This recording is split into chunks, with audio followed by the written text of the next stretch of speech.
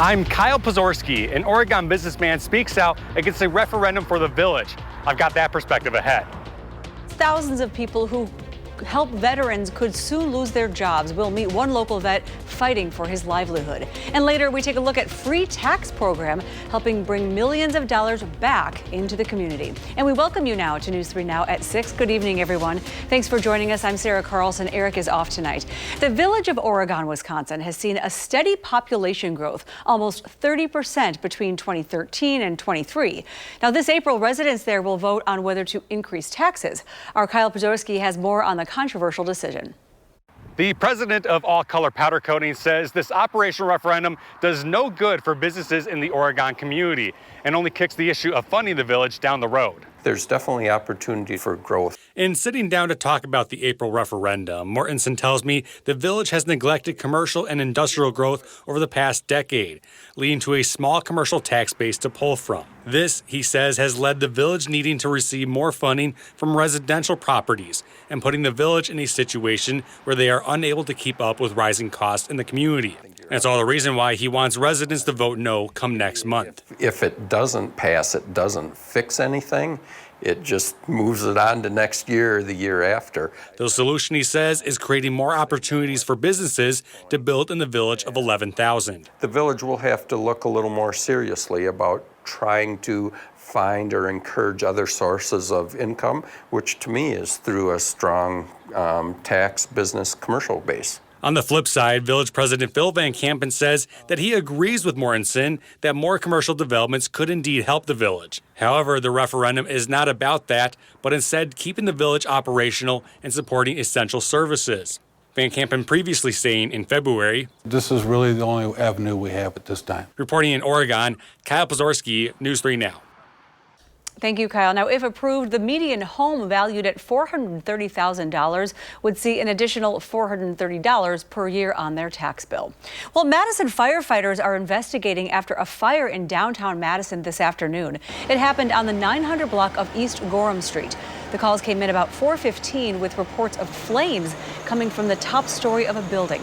Fire crews found the fire up in the building's attic space and put it out. Now, this is a developing story, so be sure to stick with News 3 Now and also channel3000.com as we look for more information. You can also get the latest with our news app. Just search News 3 Now at your app store. Right now, a 19-year-old man is in custody in connection with a shooting over the weekend in Sun Prairie. Police responded to a home on South Bird Street yesterday, just after 3 a.m. A teenage girl was shot in her shoulder but is in stable condition now. Sun Prairie police say the shooter and victim did know each other and were with another group of people before the shooting. So if you have any information, Sun Prairie police are looking for help. You can call their non-emergency line on your screen right there. It's 608-837-7336. The governor's capital budget is out, recommending more than $4 billion in investments over the next 2 years. That includes $325 million for a corrections reform plan. That plan would bring a series of changes, improvements, and modernization efforts across the state's prisons. That budget also proposes reforms for the juvenile justice system, and it includes more than $1.5 billion for projects across the University of Wisconsin system. The State Building Commission will meet on March 25th to vote on the capital budget recommendations, and that will go on to the Republican-controlled Joint Finance Committee. Well, the most expensive court election in U.S. history is coming soon, and the two candidates for the Wisconsin Supreme Court will have their first and only debate this week.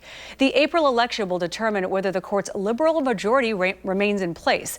Conservative judge and former Wisconsin Attorney General Brad Schimmel will face off against liberal judge Susan Crawford. The debate will be at Marquette Law School Wednesday night at 7 p.m. Now, despite the massive amounts of money pouring into the race from both sides, polls show most Wisconsinites are not tuned into this race, and this is despite the millions from Elon Musk's backed groups in favor of Schimmel. A Marquette Law School poll from the end of last month shows 38% of registered voters do not have an opinion on Schimmel, and meanwhile, 58% say they do not have an opinion on Crawford.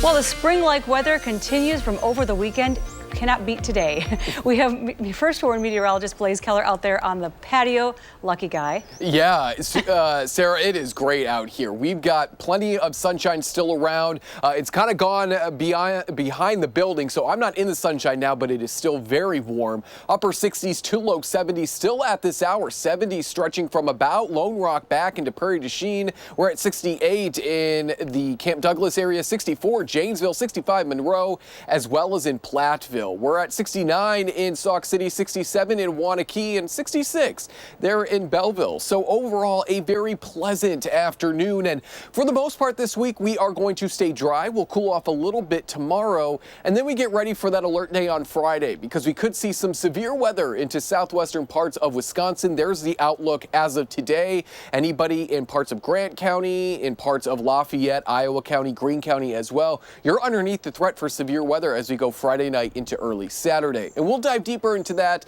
coming up in the full forecast. In the meantime, get out and enjoy today while we still have the sunshine and while it is still warm. Upper 30s to low 40s tonight. We'll talk about temperatures as well, what we can expect this week in the full forecast. Thank you, Blaze. It'll be nice out there for a while, too. Well, roughly 80,000 employees who provide health care and other services to America's veterans could be at jeopardy of losing their jobs in a few months. This comes after the Trump administration already laid off thousands of probationary employees in the VA and other agencies. Our Arman Rahman spoke to one vet in Madison who says after fighting overseas, he is now fighting for his livelihood back home. After serving to protect this country, local veterans tell me they're now imploring the federal government to be careful when making these downsizing cuts. The mission is to serve veterans, the people who serve the country. That was Andrew McKinney's mission at the Madison VA for the past 3 months. We're applying payments for veterans, also collecting from insurance companies. Until 2 weeks ago, when he says he got the Department of Government Efficiency email that he no longer worked there because of his performance. I felt betrayed. Officials with the Wisconsin VFW say McKinney was part of the second wave of 1,400 federal VA layoffs of probationary employees. We want them to go in with that surgical precision and not just a chainsaw or an axe. Now the VA and DOJ want to reduce staffing to pre-2019 levels to identify waste and reduce bureaucracy. I don't think it's a good argument it's kind of apples and oranges there. Wisconsin VFW Adjutant Adam Wallace says that doesn't take into account claims and benefits expanding in 2022. So between the PACT Act and the Veterans Crisis Line, you've seen a huge expansion of things that the federal government needs to support. McKinney is worried what will happen to those he used to help in his former office. Some are on fixed incomes. Now they have to wait to see if this money's being processed or not. He was around for the Clinton administration's downsizing. One thing is I may lose my therapist. We're talking 6 months to a year wait, maybe 2-year wait period to get in to get an x-ray. The uncertainty could shake out some of the good employees who maybe not were going to be cut. Wallace says the Wisconsin VFW wants elected officials to hear from vets and VA employees affected. They can email their hotline, vacuts@vfwwi.org. We want to be the voice for the VA employees to speak on their behalf and to rally for them against these cuts. Both say after their service, veterans shouldn't be facing another battle at home. We deserve better than this. Both McKinney and Wallace say they will continue taking their concerns to state and federal lawmakers. Reporting in Madison, Arman Rahman, News 3 Now. Armand, thank you. A spokesperson with the Madison VA says they have dismissed a small number of probationary staff, but wouldn't say how many. They go on to say in a statement, quote, "This decision will have no negative effect on veteran health care, benefits, or other services, and will allow VA to focus more effectively on its core mission of serving veterans, families, caregivers, and survivors. We cannot discuss specific personnel matters due to privacy concerns," end quote. In other news, the American Family Children's Hospital is expanding its pediatric intensive care unit. When the hospital opened back in 2007, the 6th floor was left vacant for future growth. And now the new plan will increase the total bed count in that hospital to 131, including a dedicated cardiac intensive care unit for kids. It is a big moment for Madison, but the impact won't end there. As of one of only 2 trauma centers in Wisconsin, the hospital provides care to the most critical ill and sick children throughout the Midwest. Construction of the expansion begins next year with a goal of opening in 2027. And coming up on News 3 Now at 6, with tax season underway, how some people can get help completing this for free without having to pay a dime.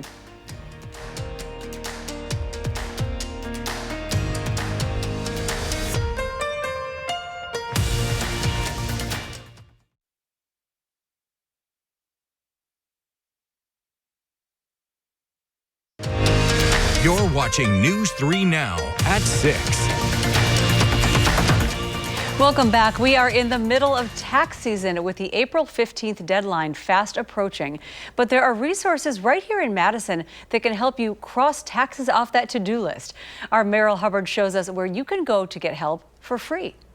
The Richard Dilley Tax Center is a VITA site, or a volunteer income tax assistance site, which is funded by the IRS to mainly help low-income individuals and families file their taxes.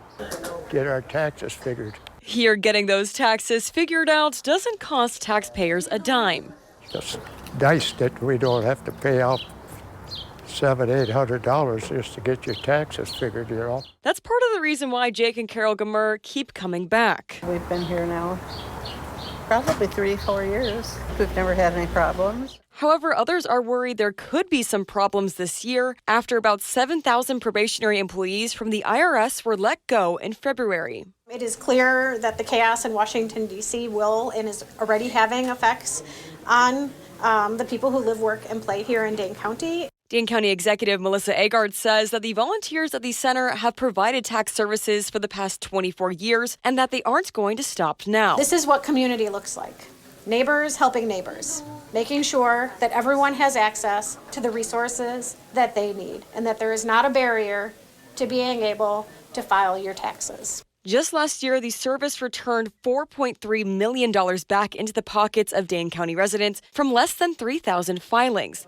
Now, more than 80 volunteers are ready to walk people through the filing process. It's complicated and it can be a little bit intimidating. Dan Hill is one of those helpers and says the majority of people who walk in are low-income taxpayers or senior citizens. It feels like you've done something that's really helping people.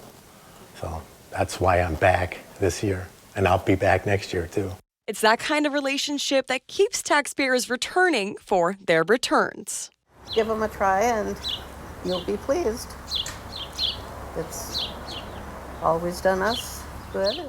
This VITA site is open Mondays, Fridays, and Saturdays through April 14th by appointment. Reporting in Madison, I'm Merrill Hubbard, News 3 Now. Thank you, Meryl. And if you'd like to schedule an appointment with the center, which is on Madison's South Side, you can find more information on channel3000.com. Still ahead, the Overture Center offers a wickedly good time this summer. Plus, thousands of people are reporting outages on the social platform X, what Elon Musk says is the cause of the problem. And will these temperatures continue to stay this warm for the week? Blaze is back with the complete forecast after the break.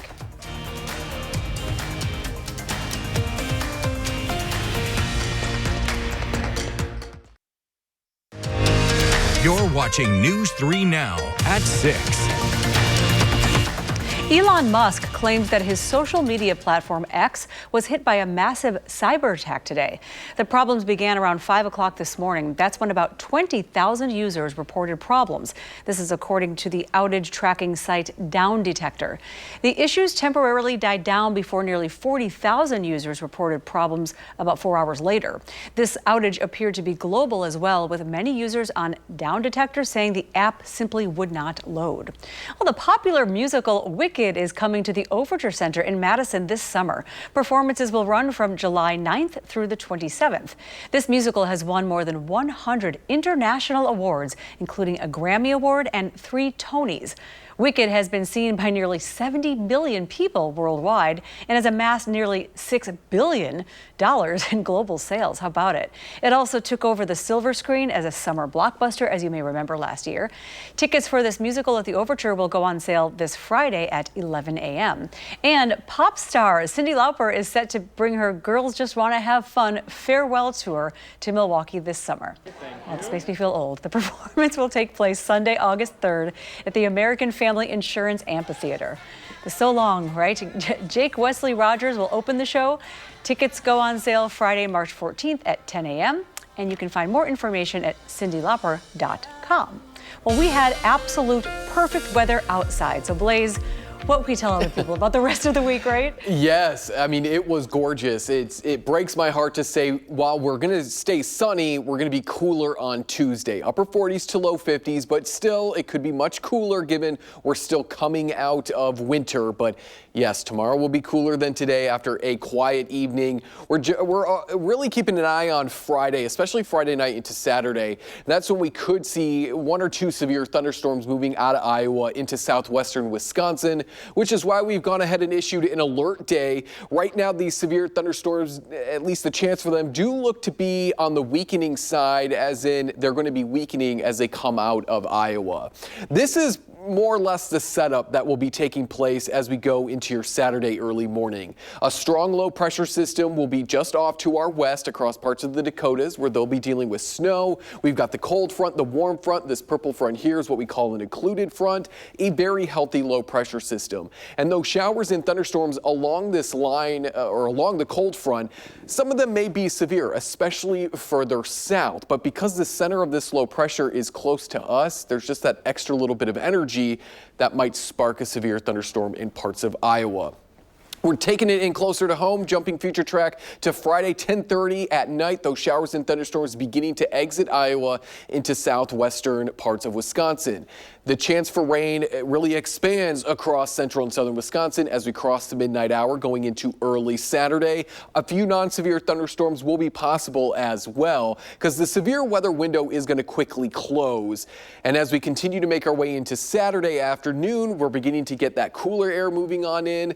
A few snowflakes may mix in with some of that rain, but overnight Saturday into Sunday is our best chance to see very minimal snow, as we'll still be fairly warm, and a lot of that cooler air is going to stay off to our north and west. But here's a look at that severe weather threat as of now for parts of Crawford County, Grant County, extreme southwestern Iowa County, Lafayette, and Greene counties. But the better chance for severe weather marked by the Storm Prediction Center is in this darker yellow-brown bubble here, which includes parts of Memphis, Arkansas, as well as southern Missouri. This is a 15 and 30% chance, and that far out, there's extra confidence that there's likely going to be some severe weather along the Mississippi River Valley. We'd be on the northern end of that, which is the better end to be at. You don't want to be on the southern end of that. So we're in a good position to hopefully not see any severe weather, but we're just going to keep an eye on it. In terms of rain, 1/2 to 3/4 of an inch at best, maybe some spots picking up just slightly less than that. Most of that rainfall and snow activity is going to remain off into parts of northwestern Wisconsin and into Minnesota. In the meantime, 40s and 50s tomorrow, so a little bit cooler than today, but it's not all bad. We're back into the 60s by Thursday, 70s by Friday, and then we sink back into those 30s and 40s as we end your St. Patrick's Day weekend, going into your actual St. Patrick's Day. And coming up in sports, moving on from a spoiled senior day, how Greg Gard says his team will respond. That's next on News 3 Now.